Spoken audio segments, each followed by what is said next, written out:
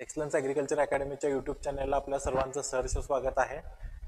IBPS AFOचं notification आलेले आहे. ॲग्रिकल्चरमध्ये काही ठराविकच एक्झाम्स आहेत ज्याच्या ॲडव्हर्टाईज दरवर्षी रेग्युलरली येतात. तर त्यापैकी एक IBPS AFOची ॲडव्हर्टाइजमेंट आहे. सो बऱ्याच विद्यार्थ्यांना उत्सुकता असते. तर आज शेवटी याची जाहिरात आलेली आहे. जागा किती आहेत, पुढे जाऊन जागा वाढतील का, सिलेबस काय असतो, कशा पद्धतीने अभ्यास केला पाहिजे, काय चुका टाळल्या पाहिजेत, अशा बऱ्याचशा गोष्टींबद्दल आपण चर्चा करणार आहोत.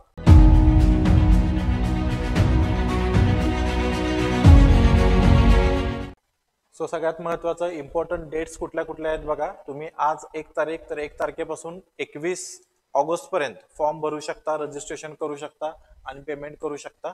सो 21 तारीख आहे, 21 दिवस आहेत आपल्याकडं. खूप जास्त उशीर नका करू. बरेच विद्यार्थी अगदी शेवटच्या दिवसापर्यंत तसेच बसतात, शेवटच्या दिवशी हे करतात. एक्झाम किंवा फॉर्म जे आहे ते ऑनलाईन भरायचे असतात. तर अशा केसमध्ये तुम्ही शेवटच्या दिवसांपर्यंत थांबलं नाही पाहिजे. काही ऑनलाईन इश्यूज येऊ शकतात, सर्व्हर डाऊन असू शकतो. सो जनरली आधी भरा. अगदी 21 तारखेपर्यंत वाट नका बघू. याचे जे कॉल लेटर्स आहेत ऑनलाईन प्रिलिम एक्झामसाठी ऑक्टोबर महिन्यात येतील. जनरली ऑक्टोबरच्या शेवटच्या वीकमध्ये एक्झाम जी आहे पूर्व परीक्षा नोव्हेंबर महिन्यात होणार आहे. टेंटेटिव्ह डेट जी दिलेली आहे ती 9 नोव्हेंबरची दिलेली आहे. ओके, त्यानंतर लगेच त्याचा रिझल्ट लागतो. नोव्हेंबर एंड पर्यंत रिझल्ट लागेल. त्यानंतर एक्झाम जी आहे ती डिसेंबर मध्ये होते. डिसेंबरची जी तारीख दिलेली आहे टेंटेटिव्ह ती 14 डिसेंबरची दिलेली आहे. Okay, mains exam. तर मेन्सचा रिझल्ट पण डिसेंबर एंड पर्यंत लागेल. त्यानंतर इंटरव्ह्यू जे आहे ते फेब्रुवारी मार्च मध्ये होतात. निकाल जो आहे दरवर्षी जनरली 1 एप्रिलला लागतो. सो तुम्ही जर प्रोसिजर बघितली बाकीच्या एक्झामशी कम्पेअर केलं तर IBPS बँकिंगच्या एक्झाम ज्या आहेत त्या खूप फास्ट होतात. 5-6 महिन्यामध्ये अगदी प्रिलिम पासून तुम्ही जॉईन पण झालेला असता. ओके, सो या पद्धतीनं डेट्स आहेत. ओके, पुढे जाण्याऐवजी आपली आरंभ बॅच आहे IBPS AFO आणि जनरल बँकिंग साठी एकत्रित. तर त्याबद्दल थोडक्यात सांगतो. आता नवीन बॅच काय आपण सुरुवात करणार नाही आहोत, कारण जाहिरात आली तर इथून पुढे नवीन बॅच तर शक्य नाही, कारण वेळ कमी आहे. आणि नवीन बॅच ज्यावेळी आपण चालू करतो त्यावेळी लाईव्ह फॉर्मॅटमध्ये घेताना त्याला एक लिमिटेशन्स येतात. आपण कुठलाही सिलेबस, मग ॲग्रीची कुठलीही एक्झाम असो, ॲग्री असो, बँकिंग असो किंवा आणखीन कुठली, तर सिलेबस कुठेही पळवत नाही. त्या सब्जेक्टला ज्या त्या पद्धतीनं जस्टिफाय केलं जातं. तर ते एक रिझन आहे की आपण नवीन बॅच सुरू करणार नाही आहोत. ज्यांना अजूनही बॅच जॉईन करायची असेल तर ते इथून पुढे लाईव्ह करू शकतील आणि मागचे झालेले त्यांना रेकॉर्डिंग मिळतील.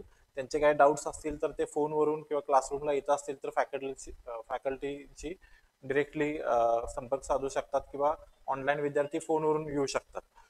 रेकॉर्डिंग मागचे बघण्यामागचा आणखीन एक ऍडव्हान्टेज असा असेल की एखादा त्यातला टॉपिक माहीत असेल, तुम्हाला इझी वाटत असेल तर तुम्ही स्पीडनं पुढं व्हिडिओ प्ले करून बघू शकता. हे लाईव्ह मध्ये शक्य नसतं. आपला प्रयत्न असा आहे की समजा 9 नोव्हेंबरला प्रिलिम्स आहे तर त्याच्या आधी 1 महिना प्री आणि मेन्सचा सिलेबस कंप्लीट होईल. त्यानंतर 1 महिना प्री साठी आणि त्यानंतर जे काय आपल्याला 5 आठवडे मेन्स साठी मिळणार आहेत त्यामध्ये तुमची रिव्हिजन, टेस्ट सिरीज वगैरे हे सगळं आपण घेणार आहोत. तर तेवढा वेळ तुम्हाला अवेलेबल होण्यासाठी आता आपण नवीन बॅच सुरू करत नाही आहोत. स्टील ज्यांना घ्यायचं आहे त्यांनी अशा पद्धतीनं रेकॉर्डिंग क्रम राहिलेले लाईव्ह लेक्चर बघू शकता. आतापर्यंत फक्त आपले जवळजवळ 30-35% सिलेबस कंप्लीट झालेला आहे. सो तेवढं तुम्ही रेकॉर्डेड बघू शकता. ओके, अशा पद्धतीनं बुकलेट आपण देतो. ऑनलाईनच्या विद्यार्थ्यांना कुरिअरनी भेटतं, क्लासरूमला इथून ते कलेक्ट करू शकतात. तर जवळजवळ मेन्सचे 3 बुकलेट्स आहेत. तशाच पद्धतीनं प्रिलिमचे पण क्वांट, रिझनिंग आणि इंग्लिश तिन्हीचे 3 सेपरेट बुकलेट आहेत. आता हे बुकलेट बनवताना AFOच्या बाबतीमध्ये, AFO मेन्सच्या बाबतीमध्ये ऍग्रिकल्चर सिलेबस जो आहे तो AFO मेन्सचा जसा सिलेबस आहे, जशा पद्धतीनं सिलेबस आहे तशाच नोट्स बनवलेल्या आहेत. त्याच्यामध्ये MCR किंवा बाकीच्या एक्झामचं एकत्रितकरण केलेलं नाही आहे. तो तुम्हाला एक्झाम ओरिएंटेड नोट्स भेटतील. प्रिलिम मध्ये तुम्हाला AFOच्या प्रिलिम बरोबरच किंवा SOच्या प्रिलिम बरोबरच तुम्हाला इतर जनरल बँकिंगचा पण अभ्यास करता यावा, तर या पद्धतीनं प्रीचे बुक्स तिन्ही बनवलेले आहेत. ओके, सो हे सगळं तुम्हाला कोर्समध्ये इन्क्लुडेड आहे. Back to our topic. तर याच्यामध्ये पार्टिसिपेंट बँक कुठल्या कुठल्या आहेत बघा. IBPS ही जी संस्था आहे ही 11 पब्लिक सेक्टर बँकिंग PSB जे आहेत, पब्लिक सेक्टर युनिट जे आहेत बँकिंग क्षेत्रातल्या, तर हा 11 बँकांसाठी रिक्रुटमेंट करते. नाव घेत नाही, तुम्ही स्क्रीनवर बघू शकता, एवढ्या सगळ्या बँक असतात. तर याच्यामध्ये क्रायटेरिया काय काय आहेत बघा. एज क्रायटेरिया आहे की 20 वर्ष मिनिमम आहे, मॅक्झिमम जे आहे ते 30 वर्ष आहे. याच्यामध्ये एज रिलॅक्सेशन SC ST साठी 5 वर्षाचा आहे, ओबीसी साठी 3 वर्षाचा आहे. आता ओबीसी मध्ये बघा बऱ्याचदा कन्फ्युजन होतं. आपण सेंट्रल गव्हर्नमेंटची एक्झाम देतोय नॅशनल लेवलची, सर इथं सेंट्रलचं ओबीसी लागतं, लक्षात येतंय. तर कन्फ्युज होऊ नका. काही डाऊट्स असतील तर ह्याची जी PDF आहे आपल्या टेलिग्राम चॅनलवर टाकलेली आहे एक्झामच्या नोटिफिकेशनची, प्लस तुम्हाला IBPSच्या वेबसाईटवर पण मिळून जाईल. तर एकदा PDF वाचून घ्या, खास करून जे नवीन विद्यार्थी असतील, कारण बऱ्याचदा अनावधानानं एक्झामचा फॉर्म भरण्याच्या गडबडीमध्ये आपण बऱ्याचशा गोष्टी बघत नाही आणि नंतर मग खूप सारे डाऊट्स येतात. मग एक्झामचं प्रिपरेशन राहिलं बाजूला, आपल्याला माझा फॉर्म ऍक्सेप्ट होणार का, मग पुढे काय प्रॉब्लेम होईल का, सिलेक्शन झाल्यावर काय होईल का, वगैरे वगैरे असे डाऊट्स येत राहतात. त्यामुळे गडबड नका करू. काही जरी डाऊट्स असतील तर तुम्ही तुमच्या सिनियरना, ऑलरेडी ज्यांनी फॉर्म भरलेला आहे त्यांना विचारा, किंवा तुम्ही क्लासच्या नंबरला कॉल करा. ओके. सो SC ST हे रिलॅक्सेशन सांगितलं तुम्हाला. ओबीसी साठी 3 वर्षाचं आहे. त्यानंतर पर्सन विथ डिसॅबिलिटी 10 वर्षाचं, एक्स सर्व्हिसमॅन साठी 5 वर्षाचं रिलॅक्सेशन आहे. ओके. ओपन साठी मिनिमम 20, मॅक्झिमम 30. आता एज्युकेशन क्रायटेरिया काय आहे बघा. A4 ही जसं तुम्हाला MPSC मध्ये टेक्निकल सर्व्हिसेस असतात, फॉरेस्ट, ऍग्रिकल्चर, फूड सेफ्टी, तशाच पद्धतीने इथं स्पेशालिस्ट ऑफिसर म्हणून वेगळी एक्झाम होते IBPSची. तर त्याच्यामध्ये ऍग्रिकल्चर हे एक स्पेशालिस्ट ऑफिसरचं पोस्ट आहे, तर आपण ऍग्रिकल्चर फील्ड ऑफिसर म्हणतो. तर त्यामध्ये क्रायटेरिया काय, एजचा क्रायटेरिया आपण डिस्कस केला. 4 वर्षाची डिग्री ऍग्रिकल्चर आणि ऍग्रिकल्चर अलाइड सेक्टरमध्ये, जिथं सेमिस्टर वाईज एक्झाम्स होतात, 4 वर्षाचा प्रोफेशनल कोर्स आहे. असे एवढे सगळे कोर्सेस इलिजिबल आहेत, लक्षात येतं. इव्हन काही स्टुडंट असे असतील ज्यांनी एक्सटर्नल BSc ऍग्रिकल्चर केलं असेल यशवंतराव चव्हाण मुक्त विद्यापीठातून वगैरे, ज्याला आपण YCMOU म्हणतो, तर ती सुद्धा डिग्री इथं व्हॅलिड आहे. त्यामुळे याच्यामध्ये काही डाऊट असण्याचं कारण नाही. आपण पुढे जाऊ. CIBIL score. आता हा एक नवीन क्रायटेरिया आहे. सिबिल स्कोर सगळ्यांना माहित असेल, ज्यांना माहित नसेल त्यांच्यासाठी सांगतो की तुम्ही ज्यावेळी बँकेतून एखाद्या वेळेस लोन घेता, तर त्याचं रिपेमेंट तुम्ही किती व्यवस्थित केलेलं आहे, ओके, तर त्याच्यावरती तुमचा सिबिल स्कोर ठरतो. आता सिबिल स्कोर हा तुमच्या पॅनला अटॅच झालेला असतो. त्यामुळे तुम्ही कुठल्याही बँकेमधून लोन घेतला असेल, जिथं कोर बँकिंग आहे तिथं तुम्ही पॅन दिलेला आहात, तर त्या पॅनला तो सिबिल स्कोर अटॅच होतो. तुम्ही जर रिपेमेंट लोनचं जर व्यवस्थित केला असेल तर सिबिल स्कोर चांगला असतो. आता काही विद्यार्थी असे असतील, रेअर असतील, पण काही असतील की ज्यांचं समजा नॅशनलाइज बँकेमध्ये अजून अकाउंटच नाही, तर त्यांना काही इश्यू येणार नाही. समजा असे विद्यार्थी असतील ज्यांचं अकाउंट आहे पण त्यांनी लोनच कधी काढलेलं नाही, इव्हन अशा विद्यार्थ्यांना काही प्रॉब्लेम येणार नाही. इथं प्रॉब्लेम सिबिल स्कोर कुणाचा खराब होऊ शकतो. आता तुम्ही सगळे विद्यार्थी आहात, तर खूप चान्सेस कमी आहे की तुम्ही कोणी लोन घेतलेला असाल. फक्त एक केस अशी असू शकते की बरेचसे विद्यार्थी पण आता क्रेडिट कार्ड वापरतात, ओके. तर अशा केसमध्ये तुम्ही कुठं जॉब वगैरे केला असेल तर त्या बेसिसवरती सॅलरी किंवा तुमच्या इन्कम वरती तुम्हाला क्रेडिट कार्ड मिळालं असेल, तर अशा केसमध्ये समजा त्याचं रिपेमेंट वेळेत झालेलं नसेल तर क्रेडिट कार्डमुळं रिपेमेंट व्यवस्थित न झाल्यामुळे सिबिल स्कोर खराब येऊ शकतो. अदरवाईज इन जनरल 99% केसेसमध्ये आपल्या जनरल विद्यार्थ्यांना सिबिलचा याचा काही इश्यू येणार नाही. त्यामुळे याचं काही टेन्शन नका घेऊ. एक्झामची फी किती आहे बघा, तर 175 रुपये फी आहे SC ST आणि PWD साठी, आणि बाकीच्यांच्यासाठी 850 रुपये फी आहे, ओके. याच्यामध्ये GST इन्क्लूड आहे. आता व्हॅकन्सी सगळ्यात महत्वाचं आपल्या दृष्टीनं जे आहे, तर बघा टोटल व्हॅकन्सी जे आत्ता कळवलेले आहेत त्या 346 आहेत. आता याच्यामध्ये जागा वाढतील का, तर वाढतील. आतापर्यंतचा जर तुम्ही अनुभव बघितला तर सुरुवातीला जेवढ्या जागा आलेल्या आहेत त्याच्यापेक्षा जास्त जागा नंतर वाढलेल्या आहेत. सो ही काही फायनल आकडा नाही. म्हणजे इथं बघा आता बँक ऑफ बडोदा तर नॉट रिपोर्टेड आहे. नॉट रिपोर्टेड म्हणजे अजून आमचं याच्यावरती काम चालू आहे, व्हॅकन्सी किती आहे तर आम्ही यथावकाश कळवू. मग ते झिरोही कळवू शकतात किंवा जागाही कळवू शकतात, दोन्ही केस असू शकतं. सो इथं चान्सेस आहेत. बँक ऑफ बडोदा असेल, बँक ऑफ महाराष्ट्र असेल, त्यानंतर central bank of India, Indian bank, आता सेंट्रल बँक, त्यानंतर बँक ऑफ महाराष्ट्र, ह्या ब्रांचेस पण मोठ्या आहेत. सो इथं व्हॅकन्सी असतात. त्यानंतर पंजाब सिंध बँक आहे, त्यानंतर union bank of India. So जेवढ्या ठिकाणी नॉट रिपोर्टेड आहे त्यांच्याकडून व्हॅकन्सी नंतर पण कळवली जाऊ शकते, आणि हे दरवर्षी होतं. त्यामुळे यावर्षीच असं नाही आहे.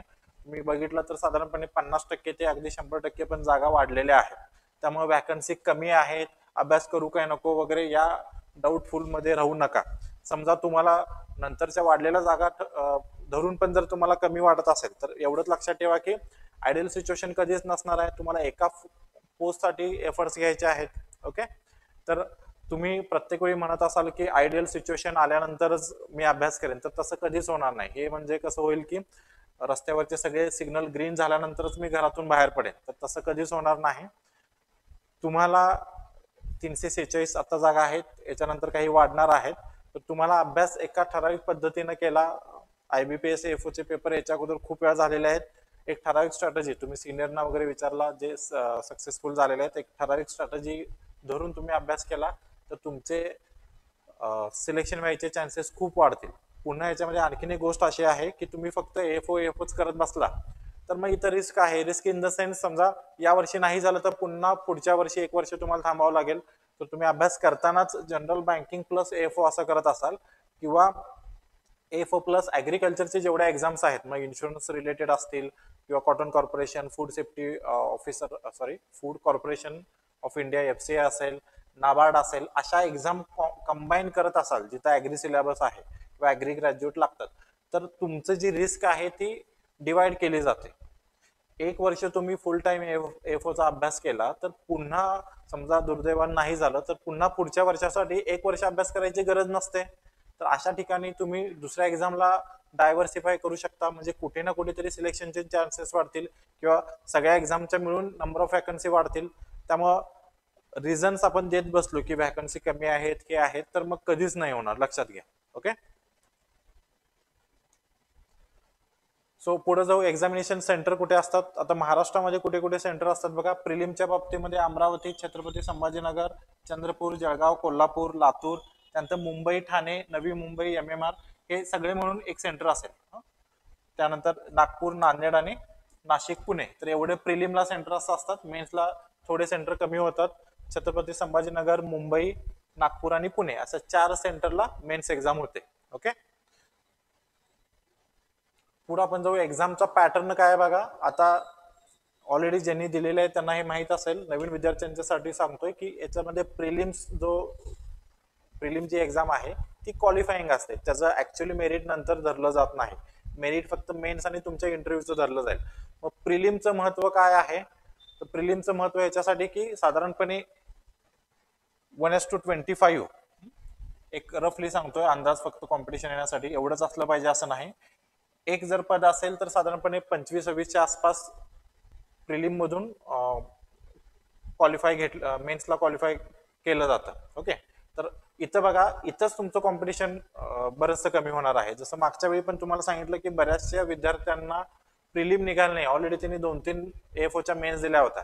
तर अशा केसमध्ये मग तुम्ही ओव्हर कॉन्फिडन्स मध्ये प्रिलिमचा अभ्यास तितकासा नाही केला आणि प्रिलिम निघाली नाही तर मेन्सचा किती काय अभ्यास असे ना तुम्हाला फायदा नाही.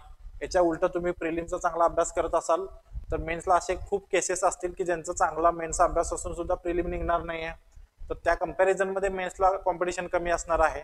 सो प्रिलिम जरी क्वालिफाय साठी असेल तरीही प्रिलिम महत्वाचा आहे. आता तुम्ही जनरल बँकिंगशी कंपॅरिझन केलं तर याचा कट ऑफ खूपच कमी लागतो, म्हणजे 125 मार्क्स पैकी यावर्षी साधारणपणे 37च्या आसपास कट ऑफ होता. याच्यामध्ये पुन्हा सेक्शनल कट ऑफ पण असणार आहे. इंग्रजीचा कट ऑफ वेगळा लागेल, रिझनिंगचा लागेल आणि क्वांटचा पण लागेल. या तिन्हीचा सेक्शनल कट ऑफ पण तुम्हाला क्रॉस करायचा आहे आणि ओव्हरऑल क्रॉस करायचा आहे. आता 125 पैकी साधारणपणे 37.5 यावेळी कट ऑफ लागला होता जनरलच्या बाबतीमध्ये मी बोलतो. तर हा कट ऑफ खूप कमी आहे. पण जनरली ऍग्रिकल्चरच्या स्टुडंटचा जरा इंग्रजी आणि क्वांट रिझनिंग बघितला, आपल्याला कुठे याच्या अगोदर डिग्रीला वगैरे हा विषय नसतो, तो कम्पॅरेटिव्हली त्या रेंजमध्येच तो कमी लागतो. त्यामुळं अगदी हे इम्पॉसिबल पण नाही आहे प्रिलिम क्वालिफाय होणं आणि अगदी जाता जाता करतो असंही नाही आहे. काही ठराविक टॉपिक जरी तुम्ही फोकस केले तरी तुम्ही व्यवस्थित स्ट्रॅटेजी ठेवून अभ्यास केला तरी प्रिलिम क्वालिफाय होऊ शकता. प्रिलिम कसं क्वालिफाय व्हायचं वगैरे याच्यावरती आपण नंतर बोलू. आता तरी फक्त एवढं लक्षात ठेवा, प्रत्येक विषयाला 50-50 क्वेश्चन्स असतील. इंग्रजी 25 मार्कला, बाकी दोन्ही 50-50ला असेल. प्रत्येकाला 40 मिनिटं वेळ असेल. टोटल 2 आवर्स तुमच्याकडे असतील. ओके, त्यानंतर आपण प्रिलिम क्वालिफाय झाला, तुम्ही मेन्सला याल. आता मेन्सला पूर्णपणे तुमचं ऍग्रिकल्चरचं नॉलेज चेक केलं जाईल. ओके, सो 60 क्वेश्चन्स असतील आणि मार्क्स असतील ते 60 आहेत. ओके, आता मागच्या वेळेचा कट ऑफ जर बघितला तर 29 कट ऑफ लागला होता इंटरव्ह्यू साठी. ओके, याच्यावरती मी डिटेल ओरिएंटेशन लेक्चर मध्ये पण बोललेलो आहोत. तुम्हाला बँकिंगची जी प्लेलिस्ट आहे त्यामध्ये ओरिएंटेशन लेक्चर मध्ये बघा, तुम्हाला याच्यामध्ये डिटेल्स कळतील. ओके, ड्युरेशन असेल 45 मिनिट्स. लक्ष येत आहे. आता मेन्सचे मार्क्स जे आहेत ते ऍक्च्युअली मेरिटमध्ये धरलं जातं. हे जे 60 मार्क्स आहेत ते 80 मध्ये कन्वर्ट केलं जाईल. त्यानंतर इंटरव्ह्यूचे मार्क्स 20 मार्क्स मध्ये कन्वर्ट केलं जाईल आणि टोटल 100 पैकी तुमचा फायनल मेरिट लागेल. ओके, मेन्स खूप अवघड असतं का सर? तर डिग्रीचा सिलेबस असतो, काही ठराविक टॉपिक्स वरती वेटेज दिलेले असतात. आतापर्यंत जर बघितलं तर जनरली मेन्स साठी इझी क्वेश्चन्स होते, जागा पण खूप होत्या. मागच्या 5-10 वर्षामधलं ट्रेंड बघत जाल तुम्ही तर अवेअरनेस पण वाढत चाललेला आहे. नंबर ऑफ स्टुडंट्स एफओ देणारे खूप वाढलेले आहेत. त्या कंपॅरिझन मध्ये मग कॉम्पिटिशन पण आहे. तर आता थोडं फॅक्च्युअल कडून मल्टी लायनर क्वेश्चन कडे आयबीपीएस शिफ्ट होत आहे. कन्सेप्च्युअल क्वेश्चन्स विचारण्याचे प्रमाण जे आहे ते वाढलेलं आहे. ओके, आता कसं होतं की बरेचसे मी विद्यार्थी बघतो 2-2 मेन्स दिलेले असतात तरीही पुन्हा तिथंच स्टॅग्नंट असतात, मार्क्स मध्ये इम्प्रुव्हमेंट होत नाही किंवा फायनल सिलेक्शन होत नाही. तर बऱ्याचदा मला माझ्या ऑब्झर्वेशन मध्ये असं मला जाणवतं की कन्सेप्च्युअल क्लिअरिटी एवढी नसते. त्यामुळे थोडं जरी फिरवून विचारलं, तुम्हाला फॅक्च्युअल डेटा पाठ होतो, पाठ नसला तरी ऑप्शनल बघून तुम्ही कधी ना कधी वाचलेलं असतं, रिकॉल होतं, ह्याचं हे आन्सर आहे.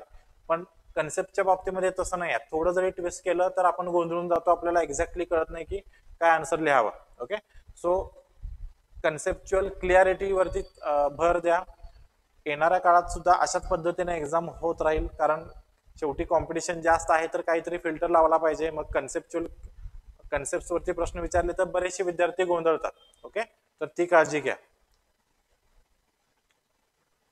त्यानंतर मग फॉर्म कसा भरायचा वगैरे, फॉर्म भरण्याबद्दल मी तुम्हाला बोललो की पीडीएफ एकदा डाउनलोड करा. जे नवीन विद्यार्थी असतील तर त्यांनी प्रिंट काढा आणि एकदा लाईन टू लाईन वाचा. काही डाऊट्स असतील तर तुम्ही कॉल करू शकता. बऱ्याचदा एक्झामचा फॉर्म भरल्यानंतर प्रिपरेशनच्या फेजमध्ये आपण टेन्शन घेत बसतो, सर मी हे केलंय ते केलंय, मग काय होईल वगैरे वगैरे. तर थोडा वेळ घ्या. लगेच काय उद्याच भरला पाहिजे किंवा 3-4 दिवसातच भरला पाहिजे असं नाही. 20 दिवस आहेत. मॅक्झिमम 15 तारखेच्या आत भरा, खूप लेट पण नका करू. तर याच्यामध्ये काय डाऊट्स असतील ते क्लिअर करून घ्या.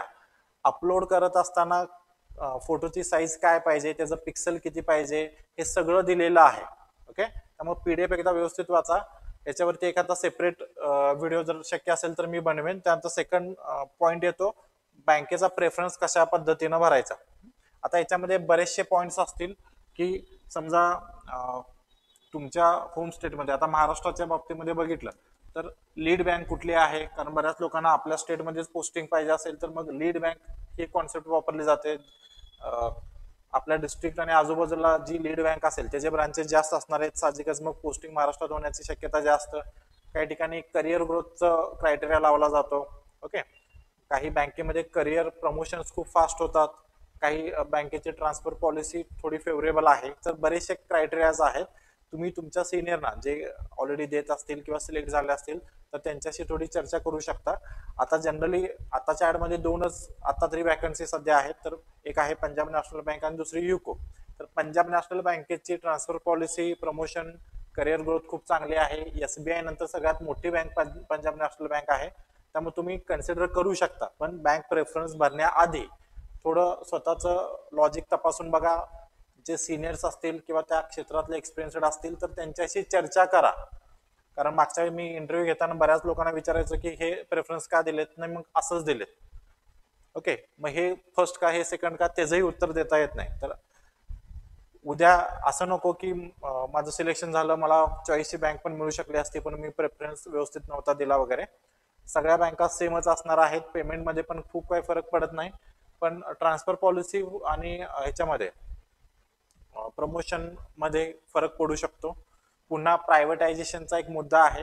आता प्रायव्हेटायझेशन कुठल्या होणार, लहान बँकांचं होणार का मोठ्या बँकांचं होणार, ह्यालाही सरळ सरळ काही रिझन्स नाही. लहान बँकांचं पण होऊ शकतं, मोठ्या बँकांचं पण होऊ शकतं. तर बरेचसे क्रायटेरियाज आहेत. त्यामुळे बँक प्रेफरन्स भरताना थोडी काळजी घ्या. त्यानंतर अभ्यास कसा करायचा, मी तुम्हाला मगाशी बोललो की 2 मुद्द्यावरती तुम्ही अभ्यास करायचा आहे. एक तर तुमच्या कॉन्सेप्ट चांगल्या पाहिजेत आणि दुसरं तुमचा फॅक्च्युअल डेटा व्यवस्थित पाहिजे. ओके, फॅक्च्युअल डेटा बद्दल MCQ एक्झाम असल्यामुळे तुम्ही इझिली ऑप्शन बघून पण टॅकल करू शकता. एक दोनदा रिव्हिजन झाला असेल. कन्सेप्ट मात्र तुम्हाला तयार करावे लागतील, चांगले बनवावे लागतील. ओके, याच्यामध्ये डिटेली प्री मध्ये कसा अभ्यास करायचा मेन्स याच्यावरती आपण व्हिडिओ घेऊन येऊ. हा एक जनरल तुम्हाला मी सांगतोय. ओके,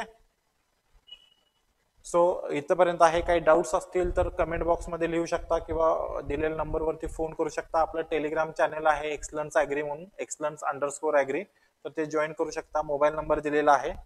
ज्यांना अजूनही इथून पुढे सुद्धा बॅच लावायचे असतील तर ते लावू शकतात. काही अडचण येणार नाही. रेकॉर्डिंग तुम्ही थोडं स्पीडनं बघून कव्हर करू शकता. सो काही डाऊट्स असतील कमेंट बॉक्समध्ये लिहा. थँक्यू.